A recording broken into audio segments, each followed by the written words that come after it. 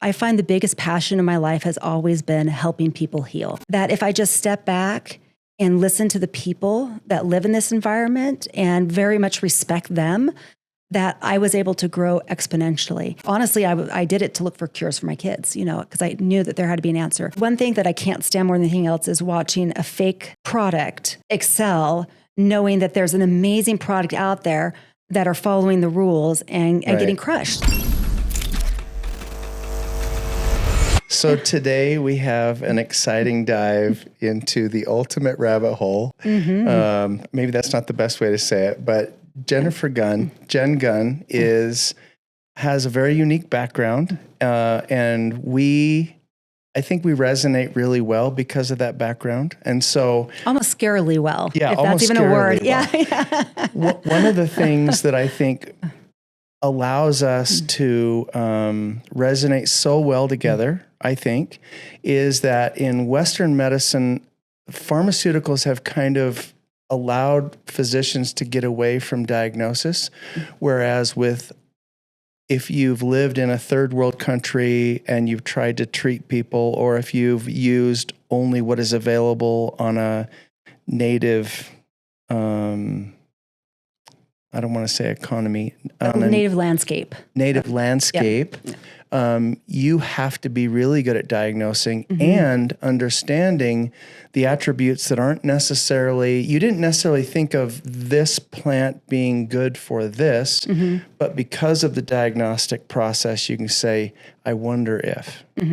And so I think it's outside of the box, and then coming back to the fold of the research world, it gives us a different perspective. And so I'm afraid I would slaughter it if I gave your background. And so I would rather if you told us a little bit about why it is that you originally were using this in an indigenous environment, and then how it progressed to being in the labs with some of the biggest companies. Presenting to the FDA. I know, all kinds of weird stuff, huh? Yeah. My career and my life has taken a pathway. I've always been what people call a polymath.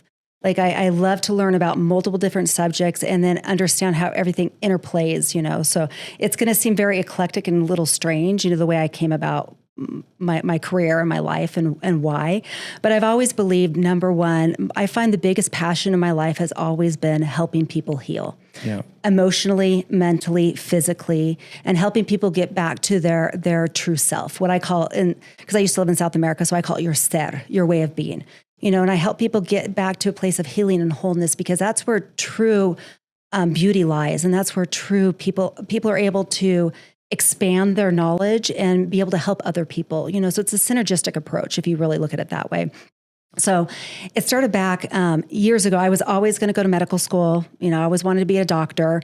I kind of toggled on neurosurgery. I was very fascinated by that. And I knew I was going to go on a medical mission years ago, right? So I trained, I got a couple college degrees. I got one in biology. And then I trained to be a nurse practitioner. And I got asked to go live in the jungle of South America. And I was there to bring modern medicine to everybody, right?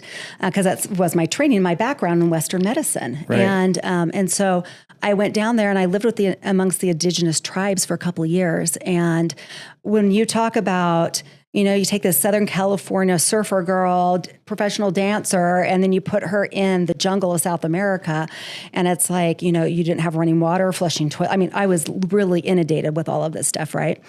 And I went in to bring modern medicine, but I soon learned that if I just step back and listen to the people that live in this environment and very much respect them, that I was able to grow exponentially. And so I would come in and see things, and you see like what you would consider like a shaman lady or, a medicine healer, in their tribes.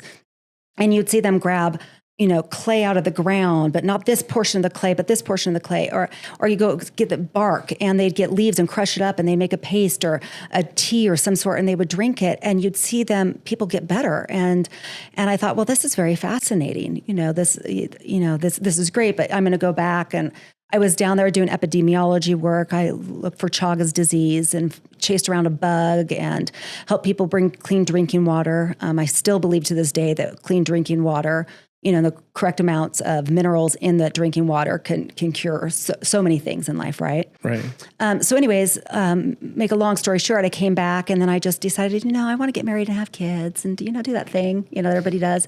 And so I decided against medical school. So then I got another degree in neuropsych.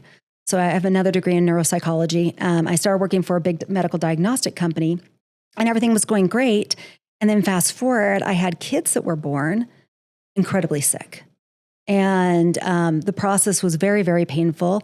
And so I did the epidemiology work that I did back in South America. I turned my house into like almost a mini lab trying to figure out what's going on with my children. Because I knew because you have two out of three kids that are all showing the same symptomology that's not aligning correctly. So there's no undercurrent of a virus or a bacteria or fungus that are going on.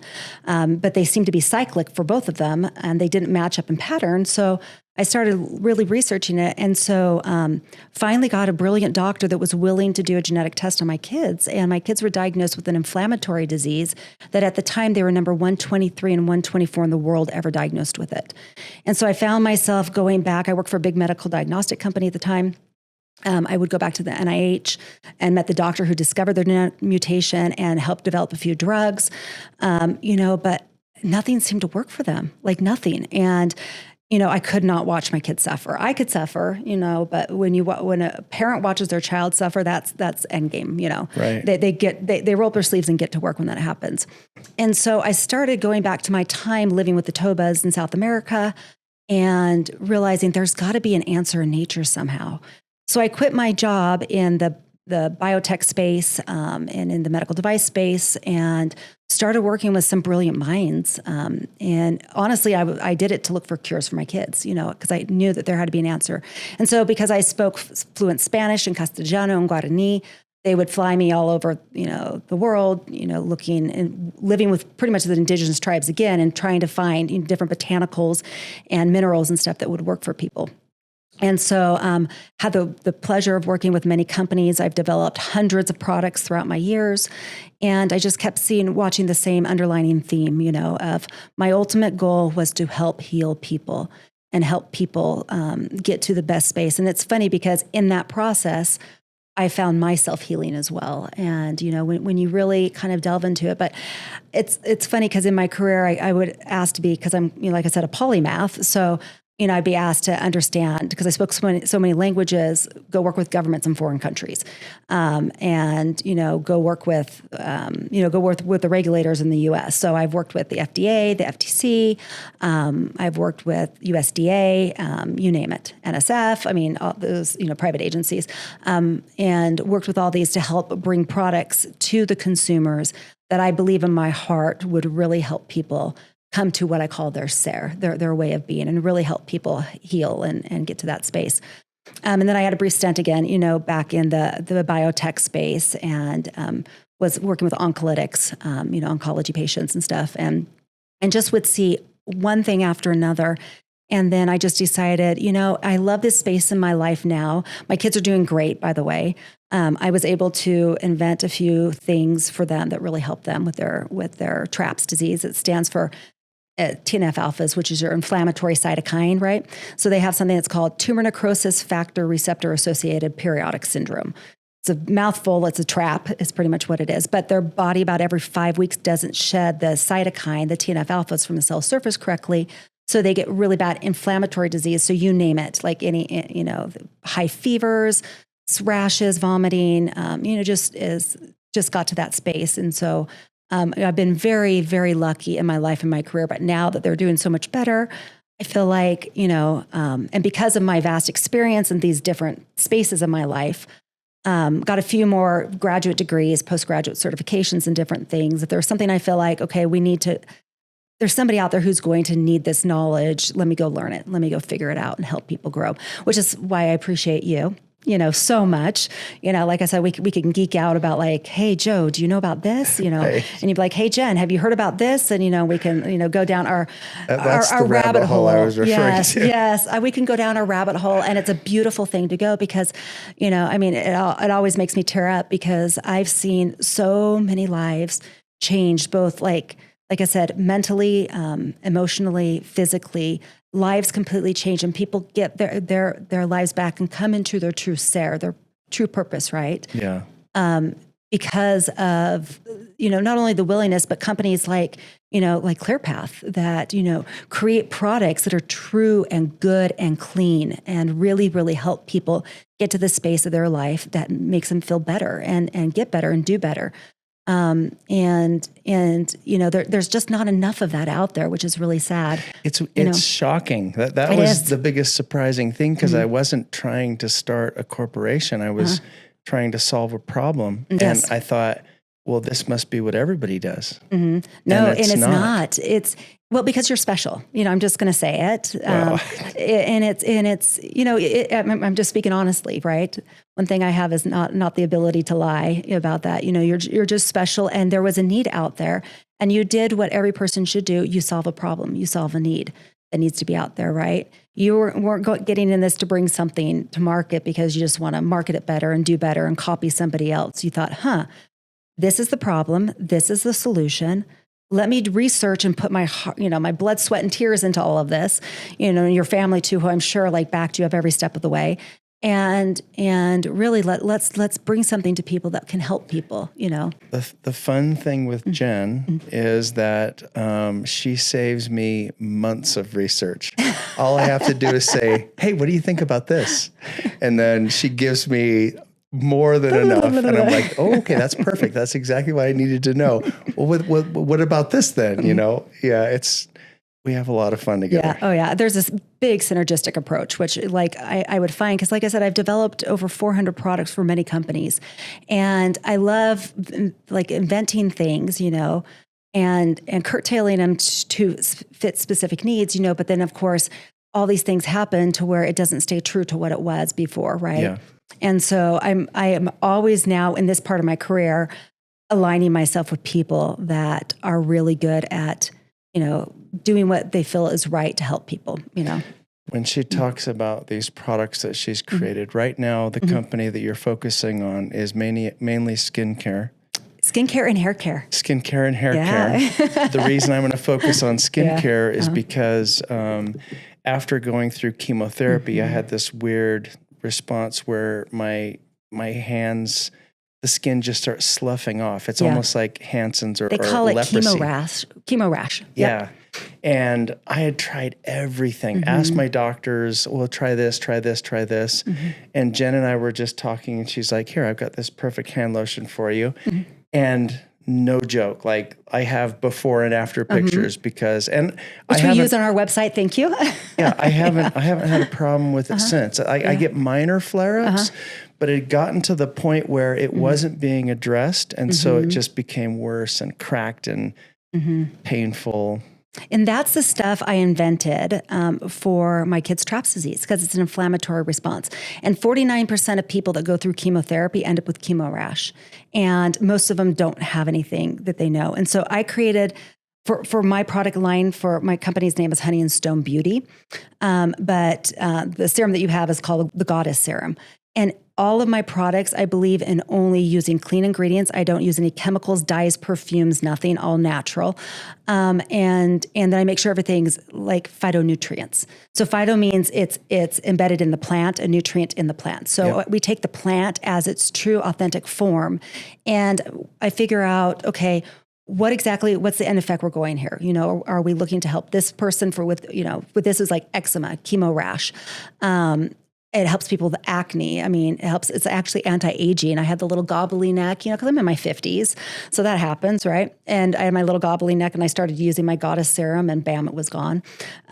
And I come up with funny names because I just can, right? That's the fun part of owning a company. You can call things stupid names, and nobody can say not, no. Plus, when we say that we're geeking out, a lot of times it transitions into a lot of funny names. It does. It was so funny. I can't say what this is, but the company it was, but I invented this one product years ago for a company, and it worked phenomenally well. It worked well in our tissue culture lab and stuff like that. But I figured out that in the cannabis plant, CBDV, because there's lots of remember phytos for the plant. So there's a lot of phytocannabinoids in the cannabis plant. Everybody just thinks, oh, marijuana. No, that's just THC and decarboxylated THC. Like, there's 100+ other phytonutrients in there that don't work on the CB1 receptors in your brain, right? They work on different parts of your body.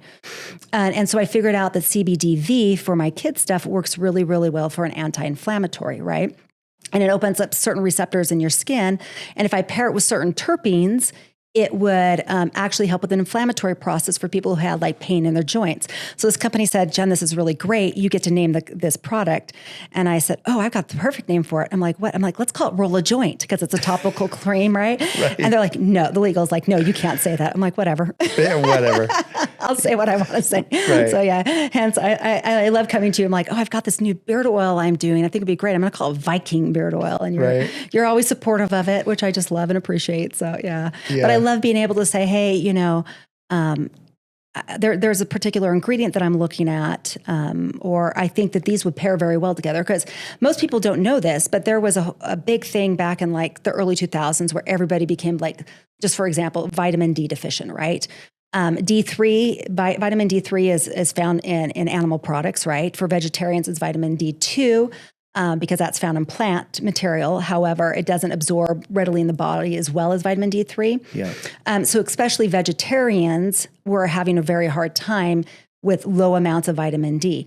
Well, they could put, like the vegetarians could put vitamin D2 and encapsulate that as much as they can and like take 20 million of these tablets a day, and it wasn't uptaking correctly because people didn't realize you need vitamin K2 to uptake the vitamin D3, which vitamin D3 isn't a vitamin, it's a prohormone, but that's another story. Yeah. So, I mean, I very much appreciate when we like, okay, I have this idea and it's not working. What do you think we can work well with it? Yeah, exactly. I mean, we can talk about that with your product and, and I don't know if you want to go down that space with like sucralose or, why that was an issue. But before you do, I've got a little spiel about, because I've worked for many years in the regulatory space, regulatory compliance. I've worked, like I said, side by side with the FDA, FTC. I've helped companies mitigate risk out for years, really understand.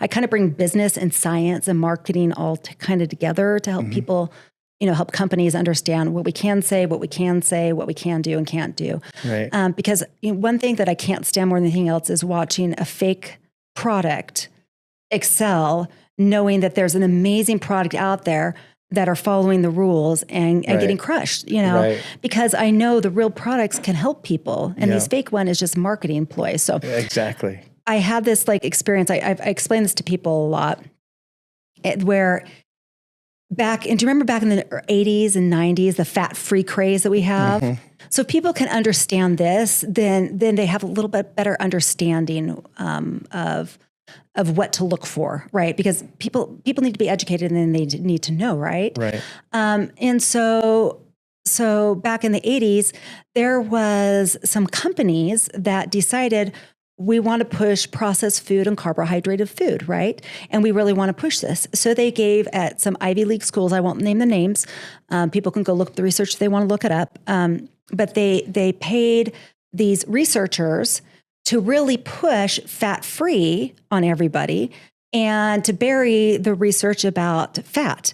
And so they spun the narrative, and this was a big push by industry, that we're just looking, hey, if we put like all these fillers and artificial things in a product, they have a longer shelf life, they can last longer, and we can ship them in more mass production. And it doesn't matter that they don't have the nutrient value, right? And so what happened with the fat-free craze, they convinced a lot of women, like our parents' age back then, that, if you want to lose fat, you've got to go fat-free. Yeah. So unfortunately what happened, they buried the research. And what happened is all these women, I'm like singling women because I know it happened to men too. So I'm not trying to be like sexist here. Right.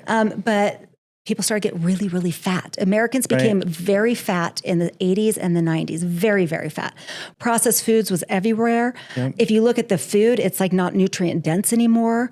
Our soil is depleted. I mean, we're just not getting the nutrients we need, right? That's the biggest thing that people don't understand about research is someone has to pay for it. and we live in an open market. And so the reality is, if someone's willing to pay to do research, you get to continue to be a scientist. If they're not willing to pay to do research, you don't get to be a scientist. Yeah. And so it's not necessarily, I think the open market is by far the best system that there is, but it does require regulation in order to make sure that the customer is protected, the consumer is protected from the fact that pretty much if anybody has enough money, they're going to promote the research that's going to back their agenda or their, which obviously when you compare this to research in other nations, there's going to be incredibly biased research, and there's going to be, it's going to be much harder to trust the research.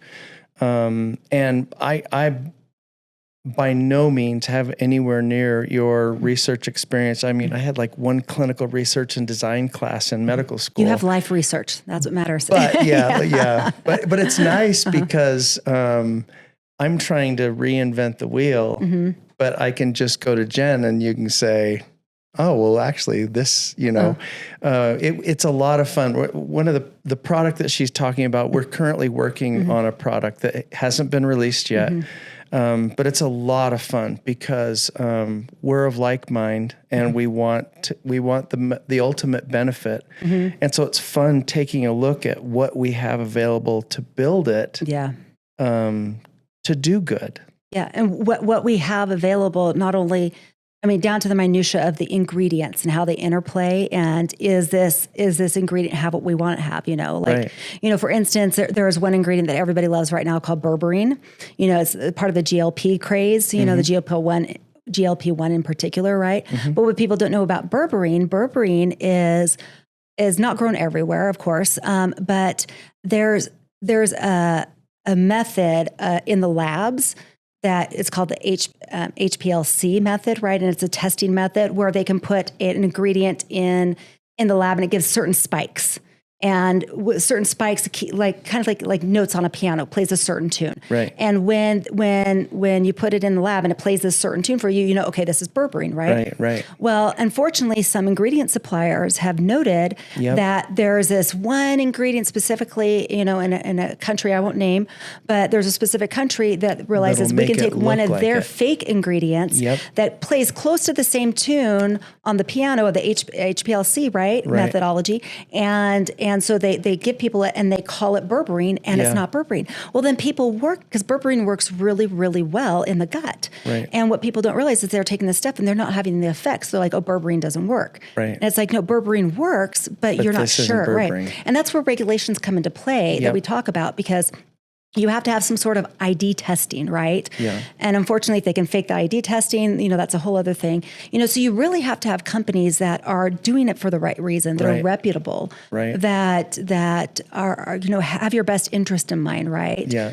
Like I was telling Steve earlier, I'm like, he's like, how's the cosmetic, the skincare company? I'm like, it's going great. I've got a few things in production. I've got a couple more ideas, because people come to me and say, Jen, I have this problem.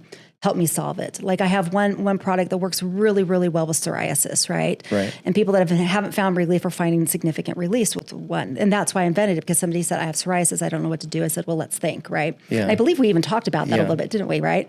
I'm like, ooh, Manuka honey. That's a thing that works. It has to be Manuka, though, because that's an inflammatory, right? Right. So we geek out over that kind of stuff, But what people don't realize is, no, it works for you, but you've got to trust, what you're getting, know. And when people say, well, berberine doesn't work, it may not work because it doesn't work for everybody, right? Right. But if it's not working for you, berberine? Do you know what you're getting and who you're getting it from, right? I didn't realize that till we were doing flavor work, and you think of, oh, okay, this tastes like this fruit, not realizing that it's the same thing. There are just spikes that make your mind believe that this is this fruit. And it was shocking to me. You're kind of like you said with the notes, you're kind of filling in a picture by giving only certain spikes at certain points in the note. Yeah, and that's what a lot of people do. So I'm very appreciative of ClearPath. I'm very appreciative of like the work you do. And like I said, in this part of my career, I love it because I can align with companies I believe in. Yeah, exactly. So if I didn't believe in you and didn't believe in this company and Steve and everybody involved, No, from the very beginning, I met with a lot of investors, and most times they would complain about how much it costs. And I'm like, I'm not going to water this down. Oh yeah. I'm not going with cheaper ingredients. My whole family uses this. Yeah. And so it's awesome to not only have people of like mind, but even the investment group that is supporting us in this process, completely backing us and saying, nope, it's fine. Yeah, I love it. We want it to be healthy. Well, it's the difference between, I tell people this all the time, but I'll go down this other pathway. But it's like, when I cook, I'm a gourmet cook. Like I love to cook. My kids, I call them jerks all the time. They're not jerks, but I laugh. I'm like those jerks. They want food every day. But like they want food every day. Like, yeah. I mean, you should see them. I have big Viking kids. I think my baby is like 6'3", broad shoulders, right? Big head. Hello, mom. I'm like, who's that strange man in my house? He's kind of funny. But like I've always made gourmet food. Like I do my own. Like if I want to grow my own basil, I grow my own basil. And so when I cook with like real ingredients, and and it makes it like anybody who's done this will know. If you go buy spices that have been dried and it's on the shelf for 20 years versus like basil, and you take your own sweet basil that you grow yourself, your food tastes completely different, right? Yeah. And your reactions are completely different. And there's a reason, because the phytochemicals are more active in that versus something that's been dried and sitting and, and kind of degraded a little bit. Yeah. Doesn't mean that it's not basil, right? But it's not pure as much. And so phytonutrients are hyper critical. So my mom raised avocados up in Santa Barbara, and so I had land in San Diego, and I was gonna do avocados, right? And in California, there's a farmers co-op called Calavo. And if you agree to be part of this, they won't pick your avocados until the oil content is at the ideal point. Nice. And people don't know this. They think they're going to the store and they're buying avocados, but the reality is, to make money with avocados, you want to make it to the market before everybody else, because the growing season is pretty much the same all over. And so what'll happen is, and I won't name the countries, but there are several countries that want to race to the market, and they want it to ship well. So they'll deliberately pick it early so it'll travel well and it'll make it to market first, but it hasn't reached that oil content. And I remember as a kid. So do they have to stay on the vine to be able to? Yes. Okay. I did not know that. I know most people don't know that. See, you learn everything new with Joe. Like, come on. Most people don't know that. And so like, I will deliberately, like if I see an avocado and it's from another country, I won't get it. If it's from California, if it's Calavo, those are going to be the best tasting avocados. And really you're eating the avocados for the oil content. Oh, you are. All the nutrients are coming oil from. Is phenomenal for you. And that's the reason why, as a child, growing up in Utah, I hated avocados, and I didn't realize I was probably getting cardboard. Yeah. Most of the ones shipped here, it looks like an avocado, but it's not. And so you think, oh, I'm eating healthy because I'm eating real fruits and real vegetables. And you don't realize that just that one change in the process of harvesting can completely change it. And it's basically business has created a completely different product. That's absolutely true. I have one product, I call it GOAT, because it is the greatest of all time. It's my goat milk body wash, which is more like a wash, like a conditioner for your skin, but it actually cleanses your skin. I tell people all the time, you do not want soap. You don't want sudsing soap. It's horrible. It's like putting sandpaper on your body. Right. Unless you're rolling around in a vat of manure, go ahead and use sandpaper, right? Go ahead and use the sudsing soap. But suds were created by the Egyptians to entertain children in the streets, while their parents went inside and did all the relaxation stuff. But do you know how the Egyptian royalty used to bathe? Was in milk and honey. Wow. So the lactic acid from the milk cleanses the skin, right? Yeah. And so I have this one product that I make with goat milk, and I have a goat milk colostrum, and it's more expensive than you would see anywhere else. So because expensive. I will not use goat milk that has not, that the mothers have been given any sort of hormones whatsoever. Yep. And the colostrum has to be ethically sourced. So I have to make sure that the babies get the colostrum first, right? Yeah. So I get the leftover stuff, the non-hormonal, because it actually changes the chemistry in the body. Yeah. And it, so one, it's bad for them. So I would never support anything that's bad for, Right. an animal. But I find that in my thing as well. So I have to use goat milk and goat milk colostrum, which we talked about, remember? And I sourced from the one place that we talked about. And then I figured out that the darker the fig is, the higher what people call OR count, or the higher the antioxidant count is. Okay. So it's better for free radicals on your body, right? So I have to make sure my figs are black figs. They can't be green figs. They can't be, anything, but they have to be black figs because of the higher antioxidant value. And then I have to use Manuka honey in it because Manuka is better for the anti-inflammatories, right? Yep. And so for this body wash that I have, but it's super concentrated, no fillers, no dyes, no perfumes, no chemicals whatsoever, right? I think it's the most delicious. The black fig and the Manuka honey makes it smell really, really good.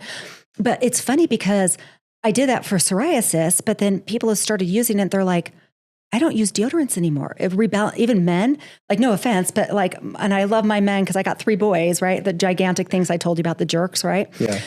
They're huge and everything, but I'm just like, you have got to bathe with my goat's milk, and after that, they don't have the smell anymore. Yeah. They can go, because I've got one that's an avid lifter, like a power guy, right? And stuff. And it's like, doesn't smell after the gym anymore. My mom has lupus. All of our lupus rashes are gone. I mean, it's helping people with psoriasis. Great. People don't need deodorants, lotions, shaving creams after they use it. But I tell people all the time, you don't want lathery. It's like conditioner, but you're putting on your body. And you literally put like a coin size in the palm of your hand, and it covers everywhere. Like very, very little, because all of our stuff is hyper concentrated, because we use real ingredients. Yep. We use real products. We source from the best thing. And so I can't compete with and I won't name them, but the typical stores you go to, right, that have a goat's milk body that says goat's milk, that probably has 2 drops of a hormonally based milk in it. That's not probably not even milk, in there, and they call itself goat milk, right? But then they're like, well, I tried goat's milk and it didn't do anything for me. I'm like, because you didn't try the real stuff. Yeah. You try the real stuff, your life changes, right? Yeah. And so, I mean, I think that's what it is with like all the products we're looking at developing and that you have and that I have. It's like, we have to do ethical. We have to do sustainably sourced. We have to do things that are hyper concentrated, that are good for the people. But it's really complicated when you can't, somebody's like, I don't want to spend, like, my goat's milk body wash for a big bottle is like $32, right? Right. People are like, I can go buy a goat milk for $5 at the local store, that will not be named. And it's like, you can't compete with that, because it's like, well, that's your choice, but no chemicals, no dyes, no perfumes. And it really heals your body. You give yourself back the nutrients. That's the exciting thing. I kind of got addicted to treating patients, especially with traditional Chinese medicine, because they come into the clinic and like, I want to set a stopwatch and see how long it takes till they ask me if it's going to hurt to have acupuncture, because they're all going to ask it, right? And I'm pretty impressed, because it's like you're clearly hurting if you're willing to find a solution and it involves a needle. You know what I mean? And so I love that conversion process. I love, they just took that minor leap of faith and then you fixed it, and they think that you're incredible. And so to be able to be given the opportunity. Isn't it a nice feeling though? I mean, let's pause right there. Like it. There's nothing like it. Hats off to you, because that there's nothing like somebody who's been suffering and you're like, just try this. Yeah. Let's just try it, and it works, know.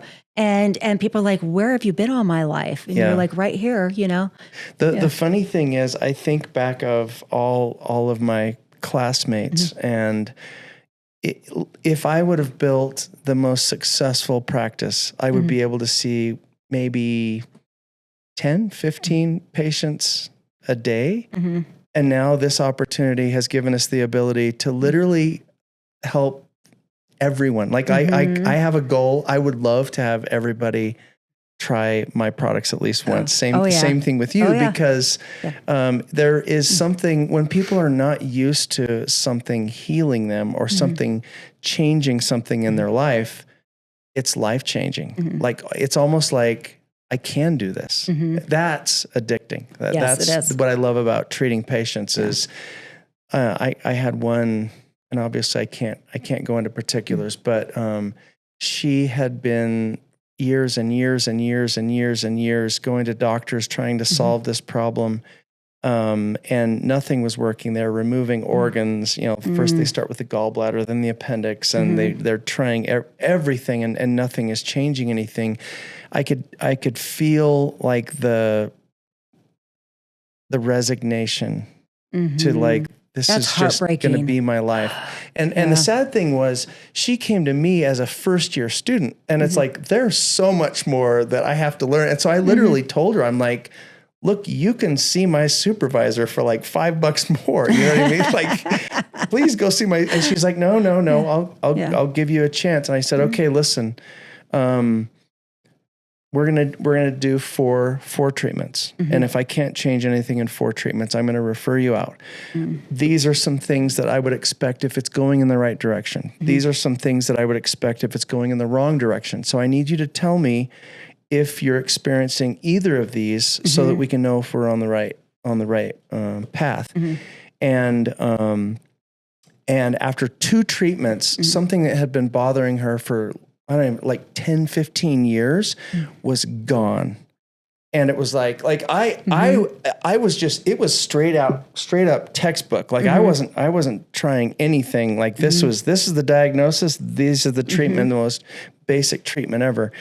And in Chinese medicine, you don't just treat people forever. You back out the pathogen. And so, yes, this works, but we want to make it so that your body takes over from here on out. Yep. And the first time I tried to change the protocol, she said, no, you've never done that before. And I said, I know, it's okay, we're back. And she's like, no. Just keep it the same. And, I tried to explain it to her, and she's like, keep it the same. And I'm like, okay. And so I rotated out of the clinic back to externships. And the funny thing was, so fast forward, I'm out of the clinic 5 years later. 3 years beyond that, I came back to the school, and I was just picking up some stuff in the store, and everybody was saying hi and stuff. And there was an intern who just happened to be in there, and he tapped my shoulder and he said, Are you Joe Richardson? I said, yeah. Nice to meet you. And he said, do you remember so-and-so? I'm like, oh yeah. He said, she still won't let me change the protocol.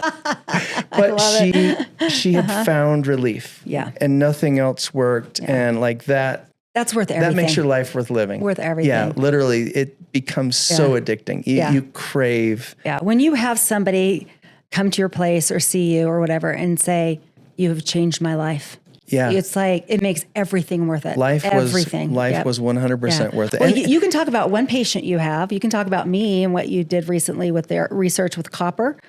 Well, so this is the crazy thing. And by the way, I should probably preface this. I don't think I'm real. I think I'm an alien or a mermaid because my body is weird. This is how Jen introduced herself to me. She told me she was a mermaid. And probably. But a scary mermaid because she's talking about how... I don't know if you want me to go into it. I don't care. Yeah. Would you want me to give a little background? Yes. Okay. So real quick, I've always had things where I've been like Elastigirl, right? Like people laugh at me all the time because my hair is natural, my eyelashes are natural, everything, like I'm just natural, right? And I don't age very fast. And, but my brother was dying. He needed a kidney. And everything inside of me lit up and said, this is life or death. You have to donate your kidney to him, right? And so I was gladly going to do it.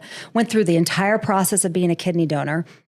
And got to right before the surgery where they take you through, like they scan every part of your body. They see all the veins that are going everywhere to see which kidney they're going to take, which is best, because people don't know this, but it's really hard to recover from donating an organ versus receiving. Now, receiving it is harder because you have a lifetime of immunosuppressives, right, that you have to take. So they really want to make sure anybody who donates is doing it for the right reason. So you go through a battery of tests. So I'm in the room and I'm supposed to have one doctor after another, like 7 doctors. So the whole day of this planned out after I spent half the day being scanned already and spent a couple hours waiting. And so the person I was with, I said, I don't know what's going on. Can you find out what's happening? So finally, after 2 hours sitting in this room, the doctor came back in and he said, your brother's going to be fine. You're not. And as soon as he threw up my scan, because of course I was a nurse practitioner, I read scans, so like I can see, right? Right. He threw up my MRI, and I was just like, oh no. And literally, this is what he said. He said, your brother's going to be fine. We're kicking you out of the program. Your brother's going to get the next available kidney that we find. So he'll be fine. You are not going to be. You need to go home and put your affairs in order. We give you probably 2 weeks left to live. Because you have a specific artery and it doesn't look normal, and there's what they call a dissection. So it's like a flap, it's cut, and you've got an aneurysm, and we don't know what's going on with you. And we're looking at all these other veins, and you got all these other weird things inside of you that just are not normal. And we've never seen this before, so go put your affairs in order. And I mean, literally, he told me, you are going to die the most painful death possibly imaginable. There's no worse way to die than this. And when your artery goes, you have 4 minutes to live, and nobody can help you. Oh, and so I've been living with that. By the way, I've just now met my best friend, and she tells me this: any moment I'm going to drop dead. And just so you know. Yeah, no stress here. Yeah. Well, that's the other thing Doc said. No, go home and don't stress. Whatever you do, keep your stress low. And I'm like, I'm a single mom with 3 young kids stress? At this point. Like, yeah. And so I started like using my brain and figuring out, there's no way I'm the only person living with this in the world. There's no way. And there's no way that if they don't know what this is and they're looking at, how do they know what my prognosis is going to be? Right. And so when I started thinking about it and calming myself down, I started finding things. And so I've been looking for cures for that too, secretly on the side. Right. So I'm like, Dr. Joe comes and I'm like, you know what? I've got to tell you a few things just so you know. I'm not normal. This body isn't normal, but that's okay. So I start going down the same path that I'm sure you did, that any other physician did, looking at like the inner lining of the vessels and what is it made of, and is it a deficiency in some kind of a nutrient causing it to slough off? Yep. I mean, like an aneurysm, for those that don't know, especially on the aorta or any of the major vessels, that would be a horrible way to die. Yeah. Because there's nothing that you can do. Like, especially as a paramedic, like that would be the absolute nightmare, is to roll up on someone who has a major vessel rupture. Yeah.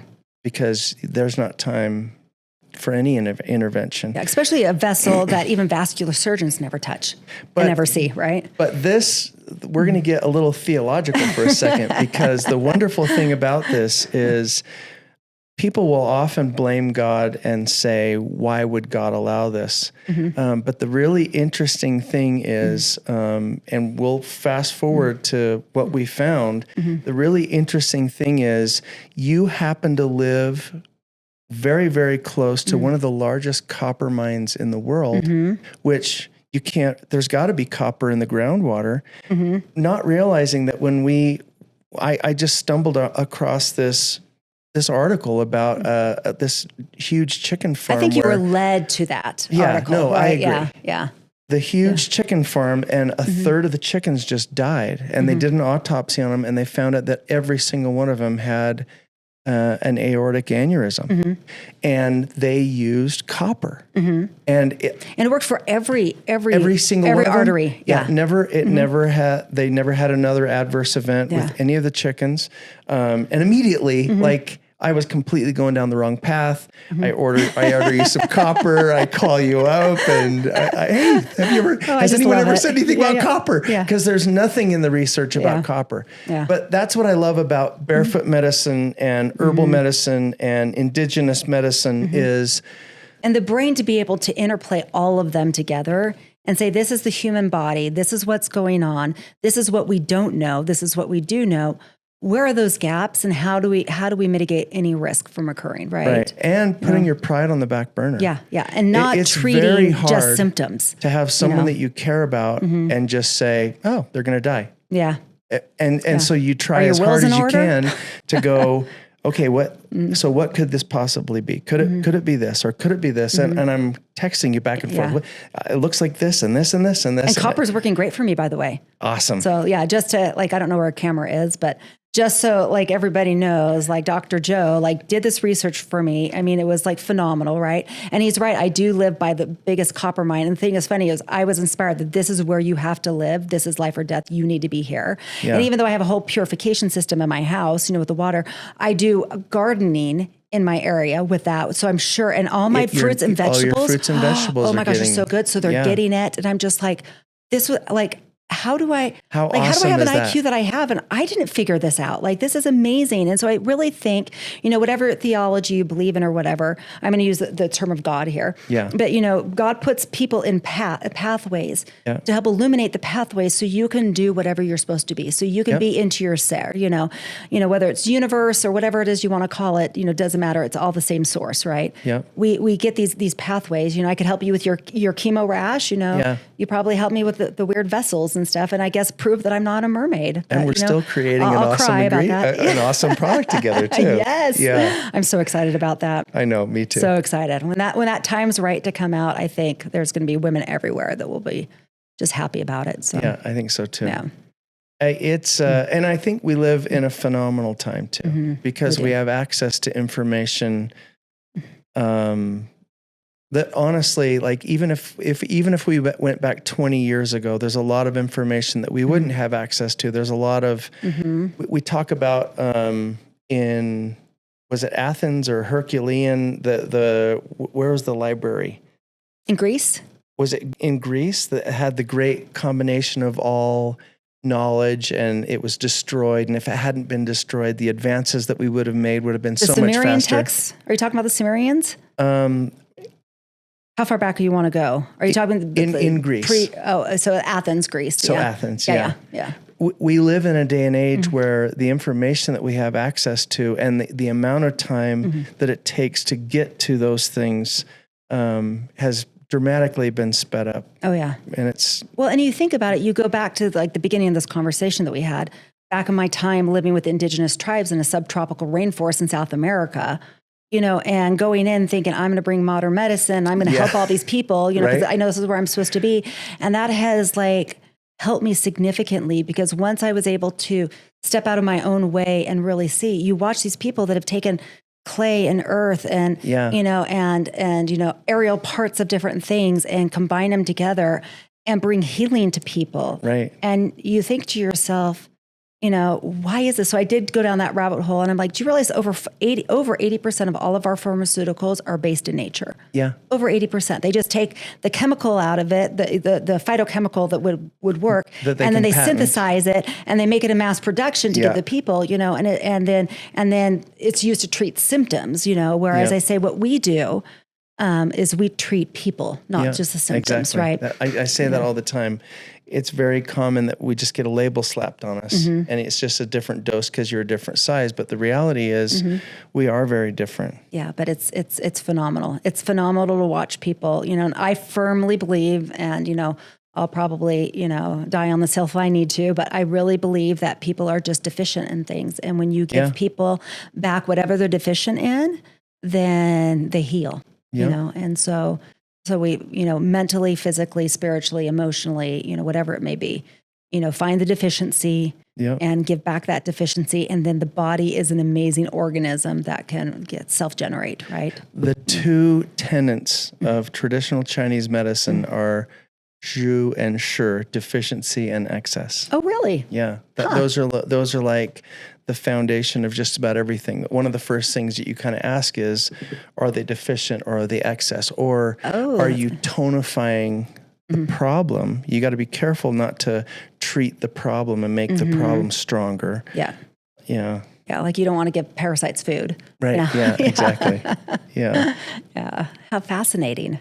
Yeah. I guess that's kind of true, because one of my, because my body wash I was talking about earlier, right? I've got a lot of men that are oily and stuff like that. I'm like, well, because you're stripping your skin every time you get in and you use suds of in a soap. You're stripping your skin of the oil, so you're telling your cells in your body to produce more oils. Yeah. And so every day you're getting this vicious cycle where by 5 p.m. you're having to strip yourself again. I'm like, what if you give your body back oils that it needs? And so your body stops signaling to itself to create more oils. Which is a huge and it solves thing the with oil acne problem. Too. Yes. Yeah. Yeah. I have a funny story about acne. In traditional Chinese medicine, it makes sense that heat rises. That sounds very, very basic, like almost caveman-esque, right? Yeah. But I had a patient, and she was a model, And she said, well, hey, does Chinese medicine treat anything involved with acne? And I said, well, I guess technically that would be a damp heat, an expression of damp heat. But I didn't remember anything that I had studied that was specifically like, this is what we do for acne. But I know that this is the most yang part of the body. And so I said, you know what, this might work. Let's try this. So we did cupping, which kind of pulls the toxins out at the most yang part of the body. And the funny thing was it cleared up her acne because the heat did not continue to rise to her face. The damp heat had no source of heat. So the acne wasn't on her back; it was on her face. The acne wasn't on her back; it was on her face. Okay. But this is technically the most yang part of your body. I keep forgetting. Yang would be like male, strong, hot part of your body, right? And so if we remove that heat before it can rise beyond there, and it worked, and she loved it, but she's a model, and during the swimsuit season, I'm like, do we not want to do this? She's like, oh no, I don't care. Yeah, and do it anyways. Yeah. the crazy thing was, for those who are not familiar with cupping is where you use suction. Like I use a flame and a glass cup with oil for sliding in. But there's also mechanical suction. The purple coloring is called Shaw or sand. You're rising it to the surface. The interesting thing is you'll come to a point where you're using the same amount of suction, but you're no longer getting any of that purpling. And so I can make it as strong of a suction as I want. I wipe everything down, and other than it being red for a little bit, it won't bruise or be purple. And so we find that when there's stagnation in an area, you'll get really purple, like bruising. But if you continue to do that over time, it'll clear because you're releasing it. Oh, so that's fascinating. Yeah. It was awesome that she didn't even care. Didn't care if it was going to affect her modeling. Yeah. We're like, they can edit that out. It's fine. Yeah. It's not runway. We're fine. she's like, keep going. Yeah. Yeah. And when you find something that works, yeah. Yeah. I mean, I can understand why the lady earlier didn't want to change her protocol either. Yeah, exactly. It's like, found something that worked, don't touch it. Well, and especially if you've gone through the process of feeling like there's no hope. That's a very... Loss of hope is probably one of the most crushing things people experience. Yes, no matter absolutely. what hope it is that you lose, you always have to have hope. Yeah. One of our professors ended up going and teaching at Harvard, and one of the things that he did a research study on, we always try to norm out the placebo effect. The placebo effect, for those who don't know, is... we call it the white coat syndrome. So like, because you're talking to a doctor in a white coat, he must know what he's doing. And so the medicine has an increased effect, chance of working, efficacy. And his hypothesis was, we don't want to norm out. We don't want to norm that out. Anything that helps us to treat the patient is good. Add that in, anyway. Yeah. Once again, we've gone off on a tangent. Imagine that. But we could spend days talking. Yeah. Like nonstop. It's just that's why I'm excited to get you on here, because we never know where it's going to go. And it's fun because it's almost like talked about mermaids and and cupping and right. But I'm excited, and I appreciate the fact that I'm able to partner with someone so awesome, so spectacular. Equally. We've kind of mentioned sometimes people don't always understand when we geek out on certain things. And so it's fun to have somebody who doesn't say, you're a weirdo. Well, I think did I tell you the story? Well, when I was young, my family used to always make fun of me, and they're like, and every time I'd open my mouth and talk, they'd call me the dictionary. And we were sitting around a kitchen table one time, I think we were having dinner or something like that. And I just try to enjoy, like join in the conversation like a normal person would, right? And so I'm like, I said, well, do you know about this? And they were like, oh, there she goes again, the dictionary. And I said, I'm sorry. I said, why do you guys always call me the dictionary? That does not compute. Like, because you're always explaining everything. And I said, well, is that more like an encyclopedia? I mean, encyclopedias explain, dictionaries define, give prepositional statements. And then I realized I'm going to always have a problem. Right.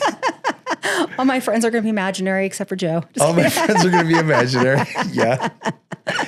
I really appreciate it. Yeah, and, me too. I'm excited as we make products and we move forward to be able to have somebody to help explain why it is that we're doing it and what we're doing. But I want to make why sure they should do it and why it would help them, right? Right, Yeah. exactly. Yeah. But I want to make sure that we leave on the note of having people go check out your company. Oh, I would love that. Yeah. And so the website is honeystonebeauty.com. All one word. honeystonebeauty.com. Yeah. You will love it. And one of the things, we didn't really talk about this, but I love the smells of it because it's not traditional fragrances. It's the actual plants. Actually, and the plants that are in there for a purpose. Yeah. Like what you smell in the serum, the goddess serum is copaiba, which is very good for anti-inflammatory, very good for acne, and lemongrass, because the citronella. So people smell it and they're like, I know this from somewhere, but it's got like reishi and shiitake mushrooms in there. You don't know what it is, Yeah. but it smells really good. Yeah. So I'm like, oh, this is great when you go camping too, because it will keep the mosquitoes away. Keep the mosquitoes away, yeah. Naturally. Right? No chemicals at all, yeah. And that's why I feel like my goat milk, it smells divine. People are like, I don't know if I want to put goat milk, pure goat milk, butters in there and oils. And we have avocado oil that has a high avocado content. So now I'm going to have to look for your avocados. Yep. Make sure we source them right. Yeah. Little shout out to Calavo. Yeah, I love it. Yeah. But I appreciate you coming on and talking about it. I look forward to future collaborations and we'll have to come back and discuss other progress that we make. Yeah, exactly. I love it. Thank you for having me. Yeah, anytime. Always a pleasure.